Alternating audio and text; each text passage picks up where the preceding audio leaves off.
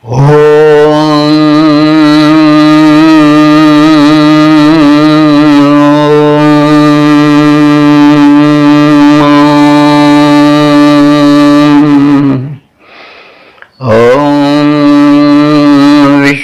देव सवितरो दुरितानि परासुव यद भद्रं तन्नयासुव।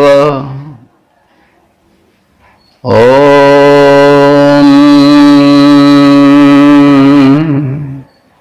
शन्नो मित्रः शं वरुणः शं नो भवत्वर्यमा शं न इन्द्रो बृहस्पतिः शं नो विष्णुरुक्रमः।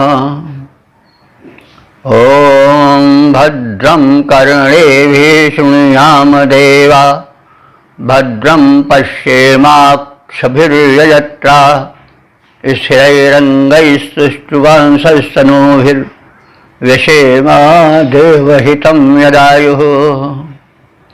ओम तेजोसि तेजोमयि धेहि ओजोसि ओजोमयि धेहि असदोमा सद्गमय तमसो मा ज्योतिर्गमय मृत्योर्मामृतं गमय।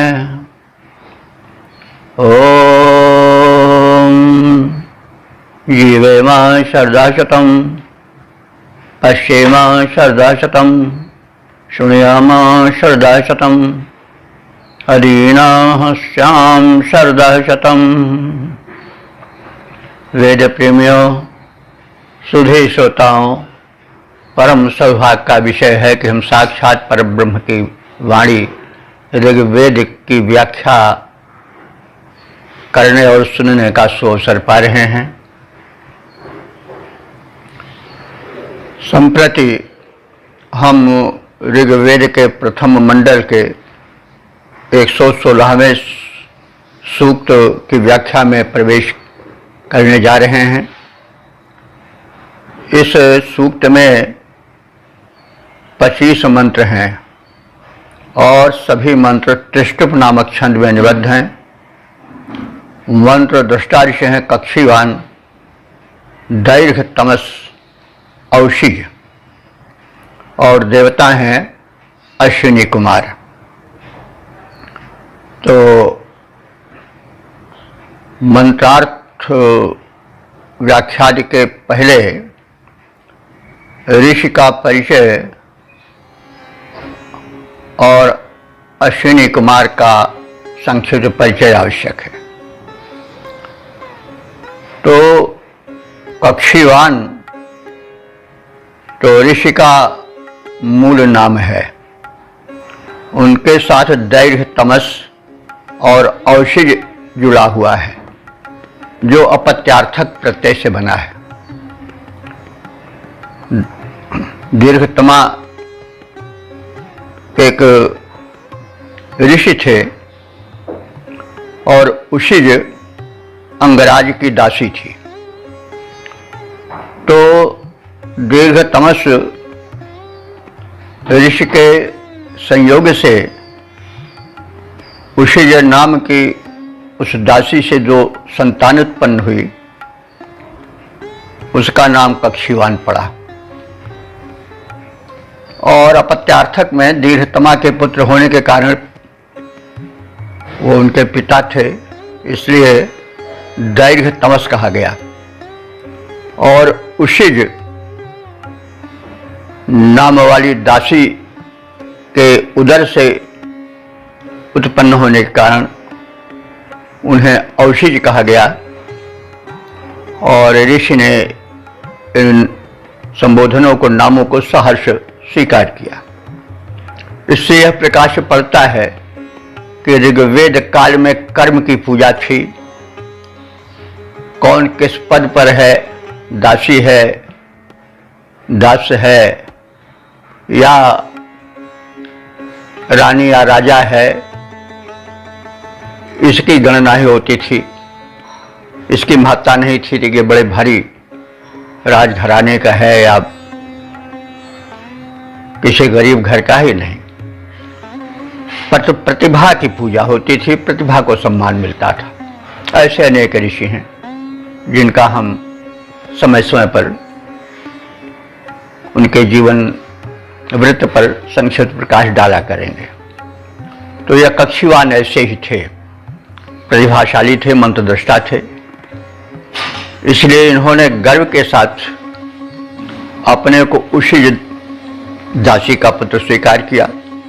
समाज भी उसको महत्ता देता था, यानी प्रतिभा को मानता था, जाति पाति जन्म को महत्व नहीं देता था।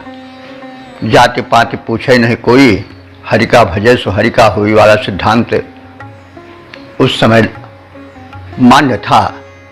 आज की तरह या मध्य युग की तरह उसकी वकालत नहीं करनी पड़ती थी कि हरि का भजे सो हरि का हुई। तो यह ऋषि विषय का परिचय है। अब हम जान लें अश्विनी कुमार के विषय में। तो अश्विनी कुमार के विषय में तो हम जान चुके हैं, ये जुड़वा हैं, एक ही रथ पर चलते हैं। रूपक रूप में इन्हें रथ शरीर को प्राण और आत्मा के रूप में भी मान लिया जाता है, प्रतीक के रूप में भी। और आर्य समाजी भाष्यकारों ने, हरिशरण सिद्धालंकार आदि ने अश्विनी कुमारों को प्राण और अपान रूप में माना है, क्योंकि संभवतः शायद वे वेद में इतिहास को देखना उनका सिद्धांत है, उचित नहीं मानते हैं। लेकिन भले ही वेद तब रचे गए हों या तब उनकी तरंगें छोड़ी गई हों उस परम शक्ति के द्वारा जिसको ऋषियों ने ग्रहण किया और मंत्र शब्दबद्ध करके मंत्र रूप में उसे प्रस्तुत किया, किंतु जो ईश्वर है और ऋषि हैं, त्रिकालदर्शी थे, इन्हें मालूम था क्या क्या होने वाला है। और इसलिए जो भविष्य काल में होगा उन्हें भी उनका ज्ञान था। और वास्तव में सब देखा जाए तो दूर तक तो एक रील की तरह है जिंदगी भी, और यह सृष्टि व्यवस्था भी व्यापक रूप में। जैसे हम किसी फिल्म को देखते हैं तो हमें तो नहीं जान पड़ती है, लेकिन उसकी योजना पहले से हो गई होती है और उसी के अनुसार सारी घटनाएं, सारे संगीत गीत जो कुछ होता है वो चलता रहता है। तो मान्यता है, हमें किसी की मान्यता से कोई विरोध नहीं है, लेकिन ये संभव है और इसमें दोष नहीं है कि यदि इतिहास देखा जाए वो पहले से ही उस परम शक्ति परमात्मा को, स्रष्टा को मालूम था और उसने निर्धारित किया कि यह घटना होगी और उसी हिसाब से घटना होती जाती है, सृष्टि उसी हिसाब से चलती है। तो इस प्रकार से समझा जाए तो भी कोई दोष नहीं है, क्योंकि ईश्वर की शक्तिमत्ता की कोई सीमा नहीं है, सर्वतंत्र स्वतंत्र है। काल को तो हम विभाजित किए हैं कि यह भूत है, यह वर्तमान है, यह भविष्य है। काल तो एक है, वो अखंड है, अनंत है। रेखाएं उसमें खींची जा सकती है, मनुष्य की खींची हुई रेखाएं। तो बहरहाल अब हम अश्विनी कुमार, बल्कि ये दो भाई हैं, इनका साथ ही साथ होता है, अश्विनी कहा जाता है। तो अश्विनी कुमारों का इस सूक्त में क्या स्थान है, इस पर थोड़ा दृष्टि डालेंगे। इस संपूर्ण सूक्त में अश्विनी कुमारों की स्तुति में उनकी अनेक विद्याओं का, अद्भुत शक्तियों का वर्णन है, जैसे अंतरिक्षयान, वायुयान, जल के भीतर चल सकने वाली पनडुब्बी सदृश इसी यंत्र का या नौका का वर्णन, रेगिस्तान में जल पहुंचाने की विद्या का, कला का वर्णन, कायाकल्प का वर्णन, कृत्रिम अंगों के प्रत्यारोपण का वर्णन, बंध्या गाय को दुधारू बने देने की शक्ति आदि की चर्चा इसमें है। तो इसमें वैज्ञानिकता है और कुछ सोचने के लिए भी स्थान है। जैसे यह पृथ्वी है, ऐसी अनंत पृथ्वियां हैं, करोड़ों अरबों खरबों पृथ्वियां हैं। ब्रह्मांड की अभी सीमा का निर्धारण नहीं हो सका है। यह भी मान चुका है, योग और वैज्ञानिक मान्यता प्राप्त हो चुकी है इस कथन को कि मनुष्य जो इस पृथ्वी पर रह रहे हैं, यहाँ के विज्ञान से अधिक बढ़ा चढ़ा विज्ञान अंतरिक्ष के कुछ ग्रहों में संभव है।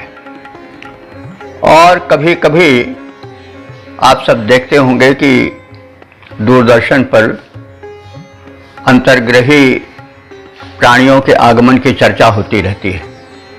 उड़न तस्तरी की बहुत दिनों तक चर्चा थी कि कोई तस्तरी के रूप का एक आता था यान, और उसको वो बड़ा तेजस्वी चमकीला होता था। जब यहाँ के लोग वायुयान से उसका पीछा करते थे तो उसको ग्रहण नहीं कर पाते थे।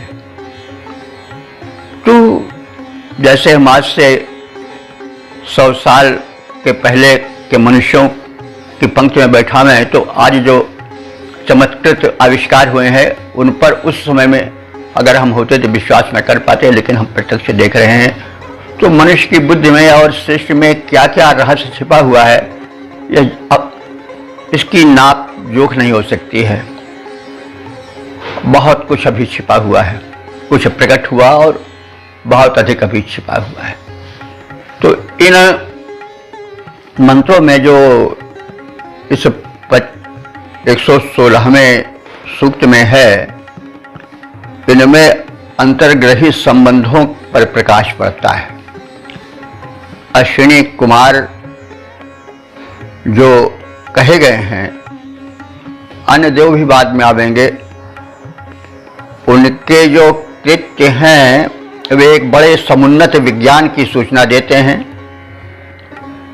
जो कि अभी इस स्थिति में धरती वालों के लिए आश्चर्य अनुभव होता है और तमाम लोगों का मन उसको मानने को भी नहीं तैयार होगा। यह भी हो सकता है, लेकिन यह सत्य है कि अंतर्ग्रही प्राणी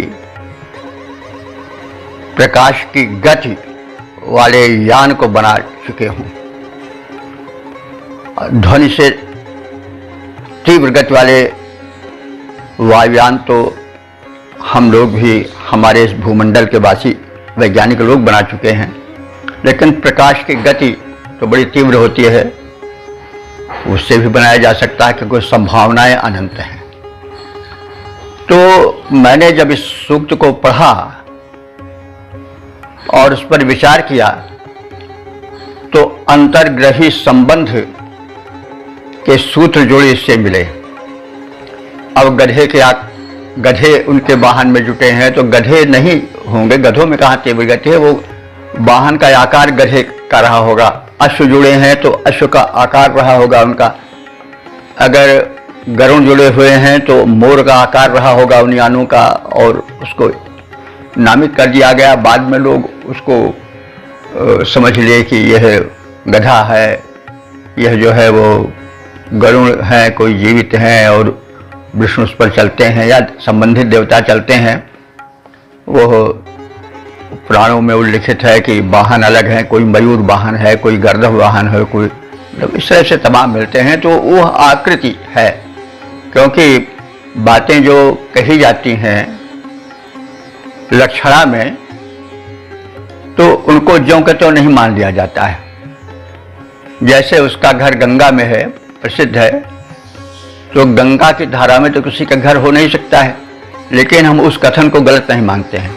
हम समझ लेते हैं कि उस घर की या उस घोष की या बस्ती की उपस्थित बिल्कुल गंगा के तट पर है, धारा में नहीं, तट का हम बोध कर लेते हैं। और फिर उससे प्राप्त शैत्य, पावनत्व, पिपासा के बुझाने आदि की बातें तो अपने आप ही व्यंजित हो जाती हैं। कोई कहे कि हमारा घर सड़क पर है, तो हम ये नहीं कहेंगे कि गप छाट रहा है, हम मान लेंगे और हमें ये बोध हो जाता है कि वह बिल्कुल सड़क के निकट है और सड़क के निकट बिल्कुल सन्निकट होने का कुछ लाभ है कुछ हानि है, उसकी हम कल्पना कर लेते हैं और सोच लेते हैं हम तत्काल उसके घर पहुँच इस प्रकार से पहुँच जाएंगे, आदि आदि बातें हैं। तो कथन में तीव्रता लाने के लिए प्रायः लक्षण और व्यंजना का प्रयोग कभी लोग तो करते ही हैं, सामान्य वार्तालाप में भी सामान्य जन करते रहते हैं। तो इन मंत्रों से आप देखेंगे आगे कि कुछ ऐसी बातें हैं जो आज के जब भाष्यकार भाष्य किए हैं तब असंभव जान पड़ती थी, तो कुछ ने तो उसको वैसे ही कह दिया पौराणिक शैली में, कुछ लोगों ने उसको प्रतीक योजना से जोड़ दिया। लेकिन अब आज के युग में जबकि हम स्वयं एक उन्नत विज्ञान की पृष्ठभूमि पर हैं और यह जाना जा चुका है कि अंतर्ग्रही संबंध हो रहा है, मनुष्य भी मंगल पर पहुंचने मतलब अपने यान पहुंचा चुका है और तमाम टोह ले रहे हैं यान नासा के और अन्य वैज्ञानिकों के देशों के कि ब्रह्मांड में क्या है, कैसे है, बुध पर क्या है, मतलब सूर्य की शक्ति आदि सब कार्य हो रहे हैं। तो इस वातावरण में हमें जो इस सूक्त में आश्चर्यजनक बातें हैं उनको अंतर्ग्रही संबंध से जोड़कर देखा जा सकता है। तिब्बत पर सबसे ऊंचा प्रदेश है इस भूमंडल का, जो अंतरिक्ष से शक्तियां आई जो जिनको हम अंतर्ग्रही प्रणाली कहते हैं, वे पहले तिब्बत पर उतरे और तिब्बत को त्रिविष्टप कहा जाता, स्वर्ग माना जाता है। पांडवों ने स्वर्गारोहण की यात्रा वहीं तिब्बत तक की थी। तो देव भी कहा जाता है देवताओं को, तो देव देवनाथ दीपनाथ के साथ साथ यह दिव स्थानात, देव के स्थान से प्रभवात उत्पन्न होने का भी अर्थ देव का होता है। जो द्युलोक से यानी अंतरिक्ष दिव्य लोक से व्यापक ब्रह्मांड से अंतर्ग्रही प्राणी आए हों वे भी द्युलोक, क्योंकि द्युलोक से उद्भव होने के कारण भी देव कहा जाता है। तो देव शब्द की जो व्याख्या है वो इस प्रकार से भी द्युलोकवाद हुआ, जिनका उद्भव द्युलोक हो। तो द्युलोक से आए और हमारे यहाँ हिमालय को देवभूमि कहा भी जाता है। तो तिब्बत पर वो उतरे होंगे और तिब्बत को त्रिविष्टप स्वर्ग भी कहा जाता है। और फिर जो तलहटी में बसते थे हिमालय के सिंधु आदि प्रदेश में, आज सभ्यता जो विकसित थी उस आज सभ्यता का संबंध इस देव सभ्यता से हुआ और देव सभ्यता के अनुदानों को आर्यों ने प्राप्त किया। उनसे कुछ लोगों ने मैत्री की, संबंध जुड़े, क्योंकि जो बाहर से आवेगा वो भी तो मित्रता चाहेगा और ये लोग तो मित्रता चाहेंगे। तो जो उन देवों से जुड़ सके वे उसका लाभ पाए। तो इन सब बातों को हम अगर सूक्ष्मता से विचार करें तो हमें इस 116वें सूक्त में स्पष्ट होता दिखाई पड़ेगा। अब हम अर्थ करेंगे। तो अब हम सर्वप्रथम ऋग्वेद के प्रथम मंडल के 116वें सूक्त के प्रथम मंत्र की व्याख्या में प्रवेश करेंगे। ऋषि और देवता आदि पहले कहे जा चुके हैं, वही हैं, छंद भी पहले कहा जा चुका है। अब हम इस मंत्र के शीर्षक पर ध्यान देंगे। शीर्षक है विपदग्रस्तों के सहायक अश्विनी कुमारों का पर्याप्त स्तुतिपरक मंत्रों से स्वागत हो। अब इसमें एक घटना भी बताई जाएगी। तो अब हम संबंधित भाव को समेटे हुए मंत्र का प्रथम पाठ कर लें।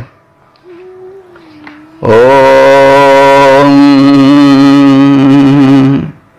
ना सत्याभ्याम वर्हिरिव प्रवृंजे अस्तोमा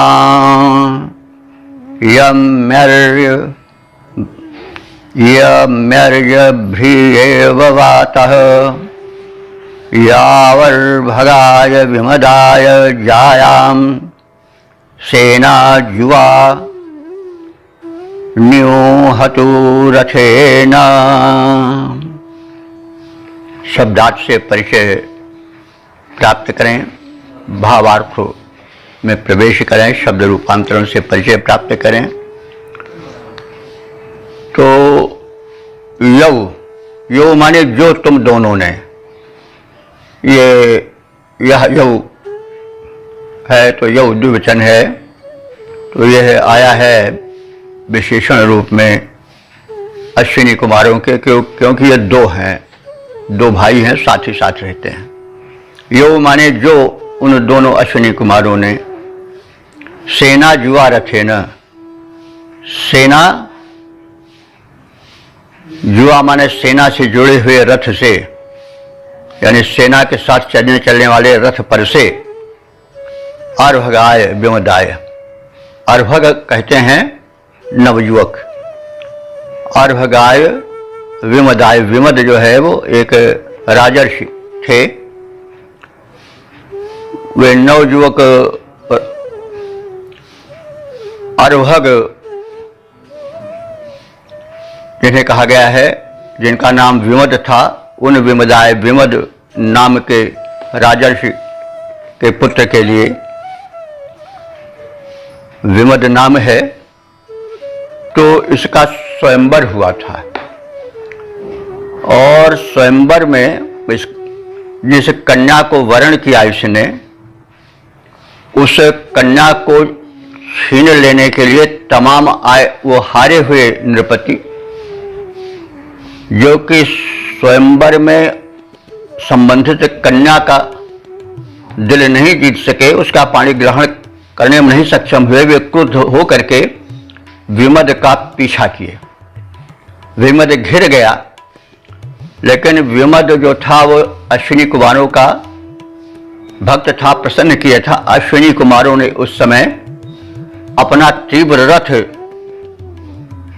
उसके रक्षण में समर्पित किया और उस तीव्र रथ से उसके प्राण बच गए और सुरक्षित घर पर पहुंच गया।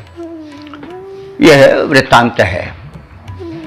तो इसमें अश्विनी कुमार देव हैं, तो वे आए और विमद से और उनके पिता पुत्र परिवार, पिता आदि से अच्छे संबंध थे अश्विनी कुमारों के, देवजात के सदस्य के। और जब उससे सेना, शत्रु सेना से घिर जाने पर संकट उत्पन्न हुआ, उस समय अश्विनी कुमार उसकी सहायता की। तो फिर हम देख लें कि जो दोनों सेना जुआ रथेन, यानी जो तुम दोनों अश्विनी कुमार सेना के साथ चलने वाले रथ पर से, अर्भगाय विमदाय, नवयुवक विमद के लिए, यायाम भी उहतुहु, उसकी पत्नी को जो स्वयंवर में जीती गई थी, उसको उहतुहु माने पहुंचा दिए, अपने तीव्र गतिशाली वाहन से उसको उसके घर पर सकुशल पहुंचा दिए थे। नासत्याभ्याम, नासत्या यह अश्विनी कुमारों का नाम है, संबोधन है, पर्याय है कि हे नासत्य। नासत्य का मतलब है जो कि सत्य का वही भाषण करता हो, असत्य से दूर हो, वह नासत्य है। तो यह विशेषण है अश्विनी कुमारों का, हे नासत्य, हे असत्य रहित अश्विनी कुमारों, तुमने यह अपने संरक्षित का भला किया, उसके प्राण बचाए, विपक्षी शत्रुओं से घिरे हुए उसका उद्धार किया और उसको सपत्नीक सकुशल उसके घर पहुंचा दिया अपने तीव्रगामी रथ से, जिसका कि पीछा सामना करने में वे सभी नृपति समूह जो स्वयंवर में संबंधित कन्या को वरण करने में असमर्थ हो चुके थे। तो यह तुमने बड़ा ही नेक कार्य किया और अपने संबंधी भक्त की रक्षा की, तो इससे प्रसन्न हृदय ऋषि यह सम्मति दे रहा है उपासकों को कि हे उपासकों, तुम अस्तोमान माने स्तोत्रों द्वारा, स्तुति मंत्रों द्वारा अश्विनी कुमार का स्वागत करो और पर्याप्त स्वागत करो, डट कर स्वागत करो, जुट कर स्वागत करो। कैसे? वातः अभ्रिया इव। वात कहते हैं पवन को, अभ्र कहते हैं बादल को। तो जैसे जलवाही मेघों को, घनमंडल को, उसमें स्थित जल को वायु प्रेरित करता है और वृष्टि कर देता है, उसी प्रकार से तुम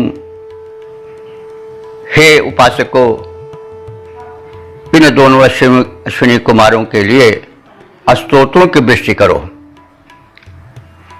तो वातः अभ्रिया इव, जैसे पवन का झोंका जल भरे मेघों से पानी बरसा देता है, वैसे तुम अपने हृदय से स्तुति परक मंत्रों से इन अश्विनी कुमारों को नहला दो, यानी उनको आर्द्र कर दो, प्रसन्न कर दो। यर्मि, मैं तुम्हें एतदर्थ प्रेरित करता हूं। और दूसरी उपमा यह है कि वर्हि इव, वर्हि कहते हैं कुशासन को। जैसे कुशासन को यज्ञ के अवसर पर बिछा दिया जाता है बड़ी शीघ्रता से बड़ी दूर तक, वैसे तुम पवित्र मंत्रों को विस्तृत कर दो, यानी व्यापक मात्रा में अश्विनी कुमारों को समर्पित कर दो। स्तुतियों से उन्हें नहला दो, स्तुतियों से उन्हें ढक दो। तो यह प्रसन्न हृदय का आह्लाद है। तो ऋषि ने प्रथम यह बताया कि अश्विनी कुमार जो हैं वो विमद नाम के युवक की रक्षा किए और उनके रक्षाशील गुण, उनके देवत्व, उनके अति तीव्रगामी रथ के आश्चर्य से भरकर और प्रसन्नता से भरकर ऋषि ने यह प्रस्ताव रखा कि हे भक्तों, हे उपासकों, तुम जैसे वात माने वायु मेघों को वर्षने के लिए प्रेरित कर देती है और वात के द्वारा प्रेरित मेघमंडल जैसे जल वृष्टि करते हैं धारासार घनघोर, वैसे तुम भी झड़ी लगा दो स्तुति में मंत्रों की। और जैसे शुभ अवसर पर तीव्रता से कुशासन बिछा दिया जाता है, वैसे तुम मंत्रों को बिछा दो जिस पर आसीन हो जाएं उपासक के। इस प्रयत्न से वे उपास्य दोनों अश्विनी कुमार, यानी अश्विनी कुमारों के लिए व्यापक रूप से स्तुति प्रस्तुति करो प्रेम पूर्वक, क्योंकि वे बड़े सहायक हैं, दिव्य शक्ति युक्त हैं, दिव्य वाहन युक्त हैं, आदि आदि बातें। तो इसका हम पद रूपांतरण भी देख लें। ये दोनों अश्विनी बड़े ही पर उपकारी हैं, ये दोनों अश्विनी बड़े ही पर उपकारी हैं, विपदग्रस्त की सहायता ये करते भारी हैं। विपदग्रस्त की सहायता ये करते भारी हैं। उदाहरण स्वरूप युवक विमद की स्वयंवरा, युवक विमद की स्वयंवरा को वे रथ पर बैठाए, उसके घर पर शीघ्र सुरक्षित जाकर के पहुंचाए। हे ये अश्विनी कुमार बड़े ही सत्याचारी हैं, ये अश्विनी कुमार बड़े ही सत्याचारी हैं, ये दोनों अश्विनी बड़े ही पर उपकारी हैं, विपदग्रस्त की सहायता ये करते भारी हैं। ये अश्विनी कुमार बड़े ही सत्याचारी हैं।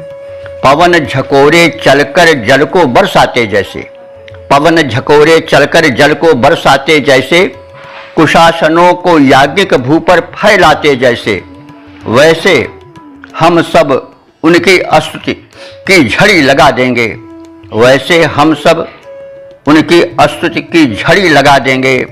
स्तोत्रों के गायन द्वारा धूम मचा देंगे, स्तोत्रों के गायन द्वारा धूम मचा देंगे। ये दोनों अश्विनी बड़े ही उपकारी हैं और हितकारी देवों के प्रति अति प्रीति हमारी है। हितकारी देवों के प्रति अति प्रीति हमारी है। ये दोनों अश्विनी बड़े ही पर उपकारी हैं। विपदग्रस्त की सहायता ये करते भारी हैं। ओम। वेद प्रेमियों, सुधी श्रोताओं, संप्रति हम सब ऋग्वेद के प्रथम मंडल के 116वें सूक्त के दूसरे मंत्र की व्याख्या में प्रवेश करने जा रहे हैं। इस मंत्र का संव्यूहन अथवा इसको छंदोबद्ध किया गया है त्रिष्टुप नाम के छंद में, और मंत्र दृष्टा ऋषि हैं कक्षीवान दैर्घ्य तमस औषिज, देवता हैं अश्विनी कुमार, और संबंधित मंत्र का शीर्षक है योद्धा अश्विनी कुमारों के विजयी तीव्रतम गतिशील रथ। तो अब संबंधित मंत्र के भाव को भरे हुए उस छंद का प्रथम प्रस्तुतिकरण हो जाए। ओम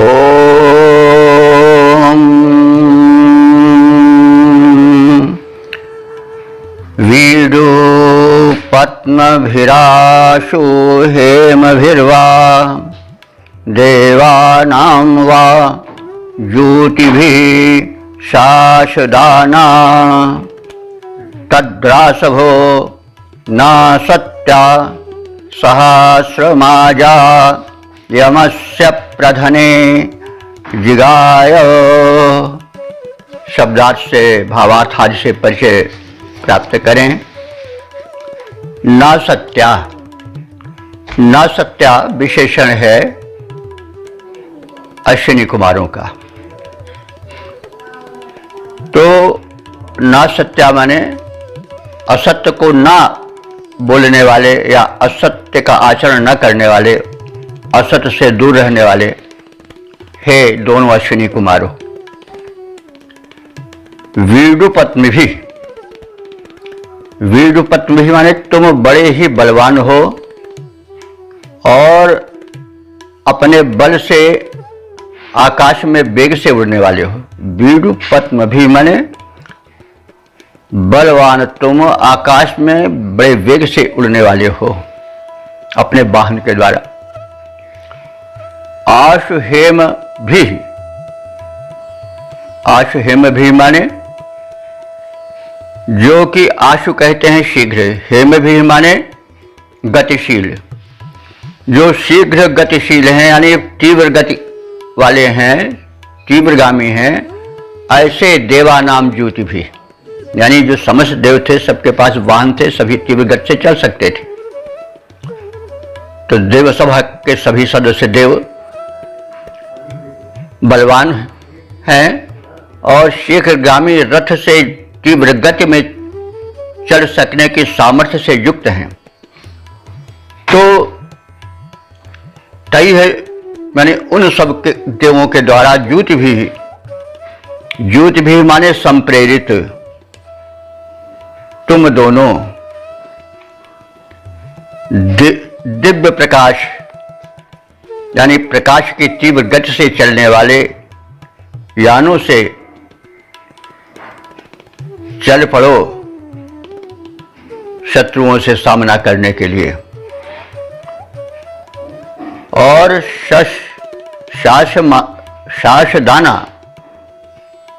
शासदाना कहते हैं तीव्र गतिधारी तुम दोनों को। रासभ कहते हैं गर्दभ को, जो तुम दोनों को गर्दभ वहां पहुंचावें। तो गधा तो तीव्रगामी होता नहीं है, वो तो भार उठा सकता है, लेकिन तीव्रगामी तो अश्व ही होता है। यहाँ रासभ कहा गया है, तो इसका मतलब वह गधे पर नहीं, बल्कि वह यान जिस पर वे चलेंगे उसकी आकृति कुछ गर्दभाकार थी। तो जो सामयिक आर्य लोग थे, ऋषि थे, उस वाहन को देखे और उन्हें प्रतीत हुआ कि उसका आकार प्रकार कुछ गर्दभ जैसा है, तो इसलिए उसको मंत्रबद्ध कर दिए कि रासभः गर्दभाकार उस अपने तीव्रगामी वाहन से तत्सहस्रम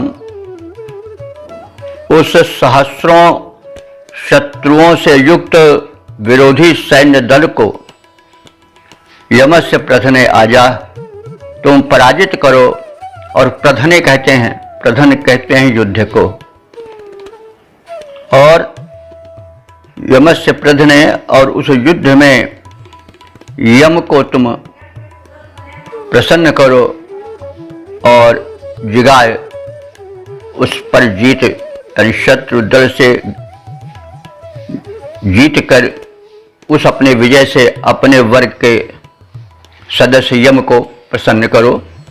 देखिए, वेद में यम का वो प्रारूप नहीं है जो आज पौराणिक रूप में हम सुनते हैं।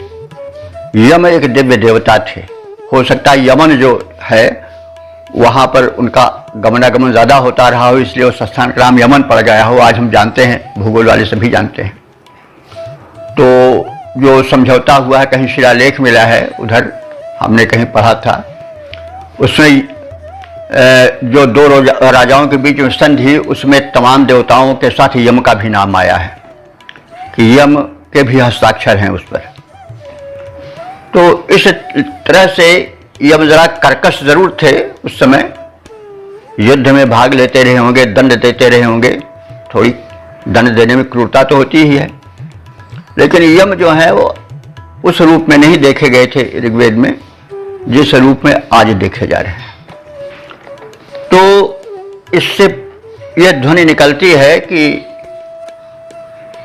आर्यों के संबंध देवों से हो गए थे, और जब उनसे संबंधित नृप युद्ध में घिर जाते थे तो देवों को आह्वान करते थे, तो देव उनकी सहायता करते थे। और चूंकि उनका विज्ञान अधिक सशक्त था, इसलिए वे शत्रु सेना को पराजित कर देते थे और संहार कर देते थे। उससे उन्हीं के सदस्य, दल के सदस्य यमदेव बड़े प्रसन्न हो जाते थे। वही कुछ संकेत है यहाँ कि जब तुमने सहस्रों योद्धाओं से भरी उस रणभूमि पर विजय प्राप्त कर ली तो यम बड़े प्रसन्न हुए। तो इसको इस प्रकार से हम एक सपाट अर्थ के रूप में देख लें कि असत्य से दूर रहने वाले हैं अश्विनी कुमारों, तुम दोनों बलवान हो और अति वेग से आकाश में उड़ने वाले हो वायुयान के द्वारा।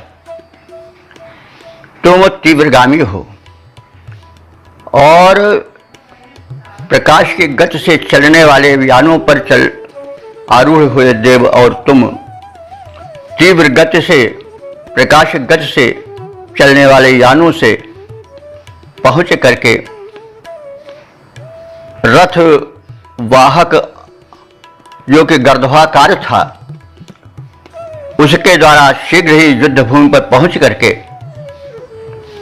उन सहस्र योद्धाओं से भरी सेना को तुमने अपने पराक्रम से जीत लिया था।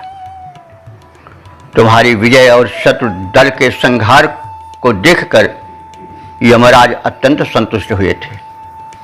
तो यहाँ अश्विनी कुमारों का वीर रूप, एक वीर सैनिक रूप और तीव्र गति यान से पहुंचने का वर्णन मिलता है और एक कुछ नई सूचना भी मिलती है। अश्विनी कुमारों को वैद्य रूप में ज़्यादा जाना जाता है, लेकिन उनका व्यक्तित्व बहुआयामी था, इससे प्रतीत होता है। तो मेरे विचार से इस प्रकार से यदि वेदों में विज्ञान का विषय माना जाए और अंतर्ग्रही संबंध से जोड़ करके उसकी व्याख्या की जाए तो कोई मेरे विचार से अनुचित नहीं होगा, क्योंकि जो अंतर्ग्रही प्राणी हैं उनसे संबंध की बातें आज का विज्ञान मान चुका है और उनका गमनागमन होता है पृथ्वी पर। उड़नत स्तरीयवाद की बड़ी चर्चा पहले थी, जैसा पहले बताया जा चुका है। तो अब हम इस मंत्र के छंदोभाग को देख लें। हे अश्विनी कुमारो, तुम रहते असत्य से दूर, पर रण में गर्वित अरियों के मद कर देते चूर। बड़े वेग से नभ में तुम उड़ने वाले हो, गज में देवों से भारी पड़ने वाले हो। रथवाहक गर्दभ की गति इतनी भारी है, उससे विद्युतादि देवों की गति भी हारी है। विजय विलोक तुम्हारी भारी, विजय विलोक तुम्हारी भारी, यम हर्षित भरपूर।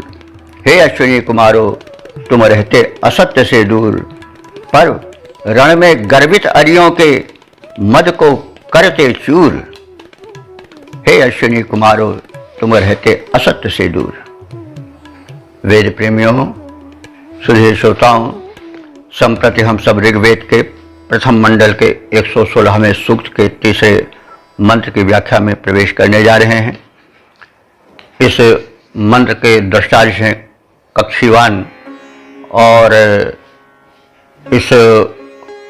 यह मंत्र त्रिष्टुप नामक छंद में निबद्ध है तथा देवता हैं अश्विनी कुमार।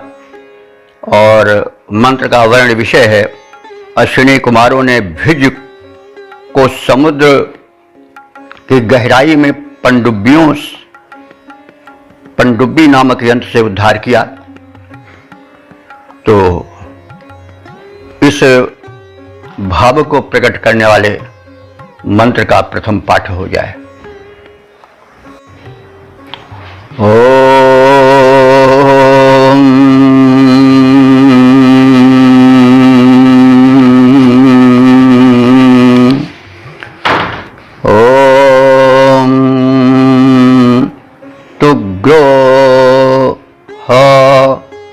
भुज्युमश्विनोद मेघे रयिं न कश्चिन्मृवा अवाहाः।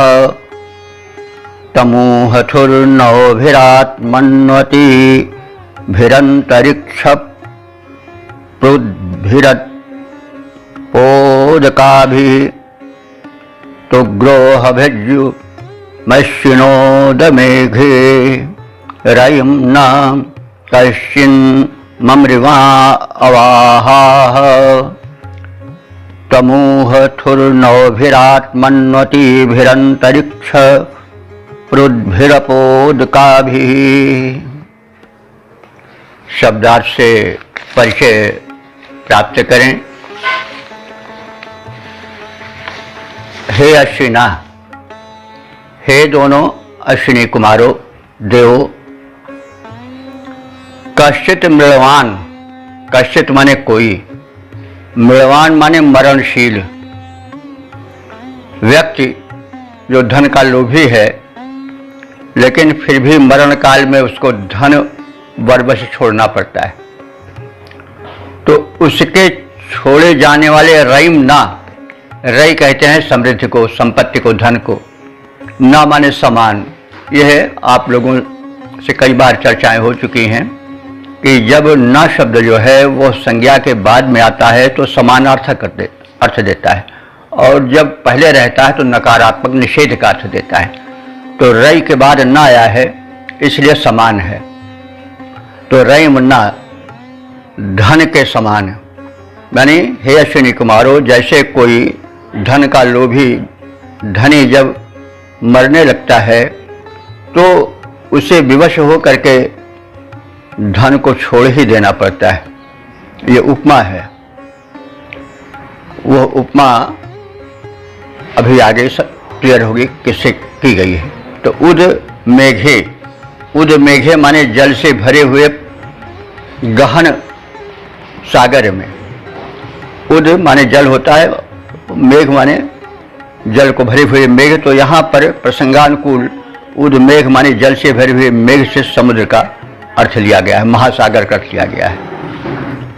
तो उद मेघे जल से भरे अगाध समुद्र में तुग्र नाम के राजर्षि ने, तुग्र नाम है, तुग्र नाम के राजर्षि ने, जो कि अश्विनी कुमारों का भक्त था, उसने अश्विनी कुमारों के बल के सहारे अपने परम प्रिय पुत्र भुज्युम माने भुज नाम वाले को, यानी तुग्र नरेश ने अपने भुज नामक प्रिय पुत्र को आक्रमण हेतु अवाहाह छोड़ दिया।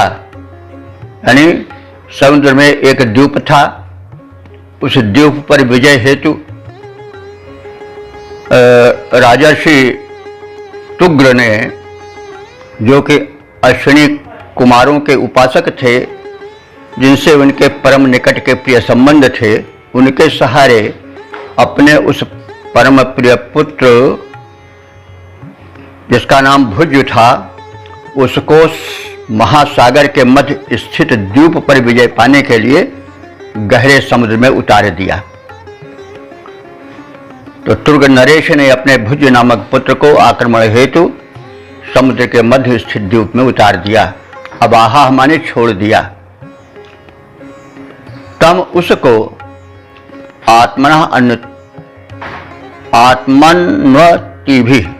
आत्मन्वति भी यानी अपने उद्धारक शक्ति से युक्त।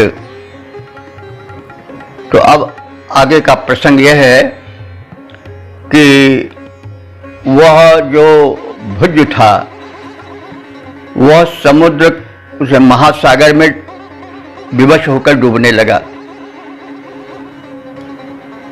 तब उसको उद्धृत किया, उबारा किसने? अश्विनी कुमारों ने। कैसे?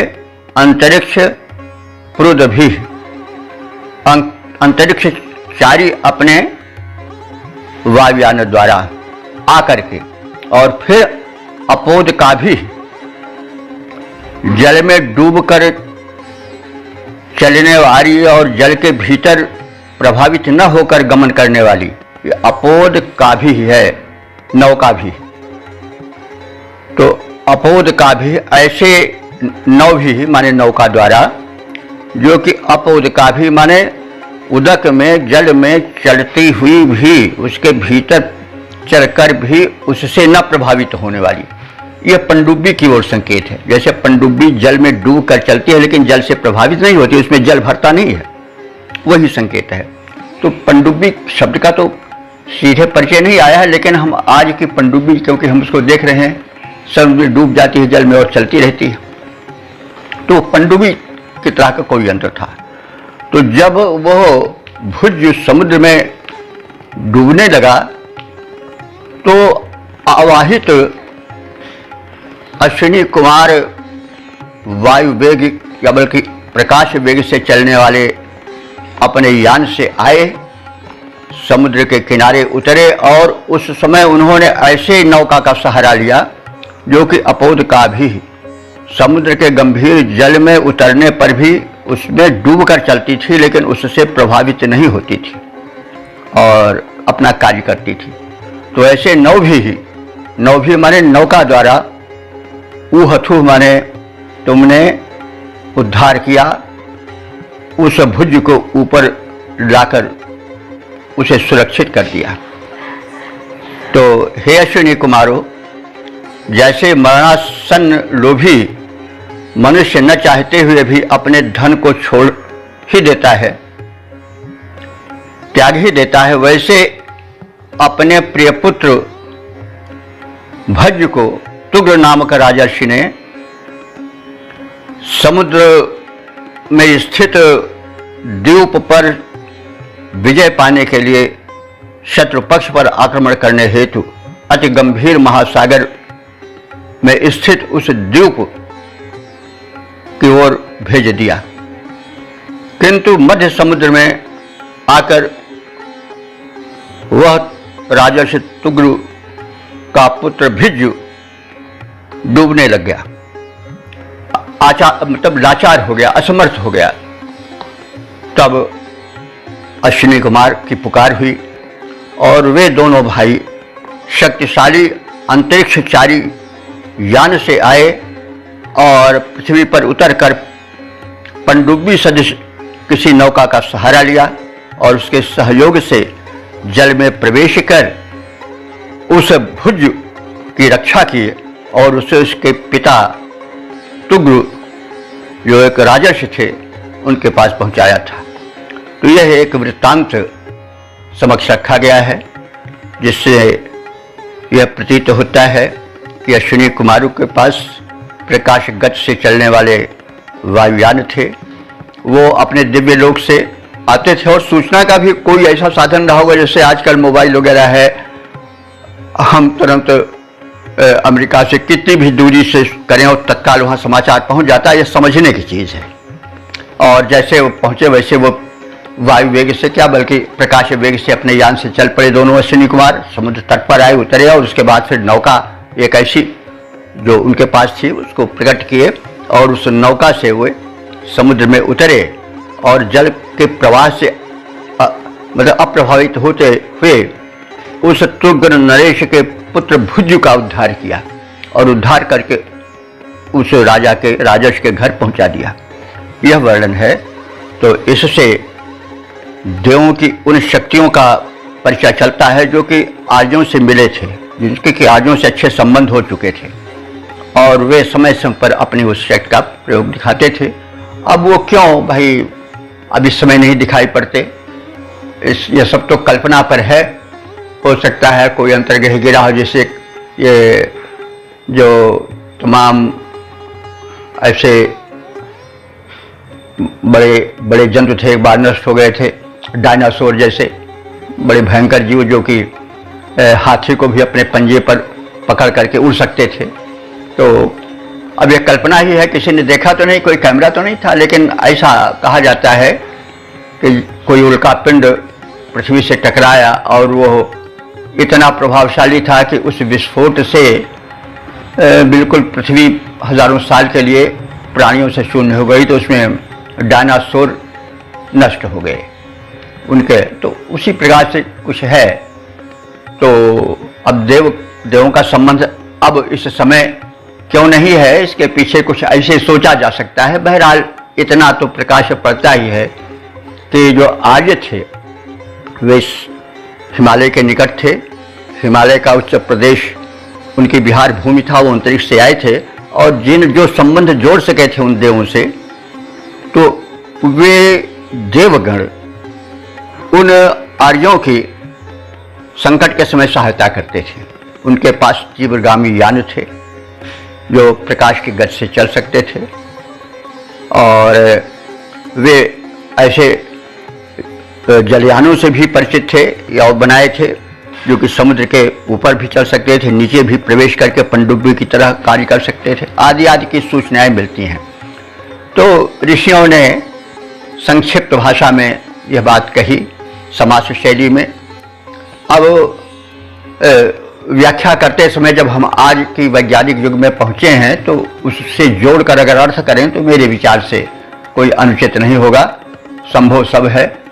और यह तो मान्यता मिल ही चुकी है कि अंतरिक्ष में व्यापक ब्रह्मांड में एक नहीं अनेक ऐसी धरतियां हैं जहां की पृथ्वी से भी अधिक वैज्ञानिक बुद्धि से अलंकृत विकसित मानव या प्राणी रहते हैं। एलियंस हम उनको अंग्रेजी में कहते हैं, एलियंस की चर्चा काफ़ी होती है विज्ञान जगत में, टीवी पर भी जब तब उसका प्रसारण होता है आदि आदि।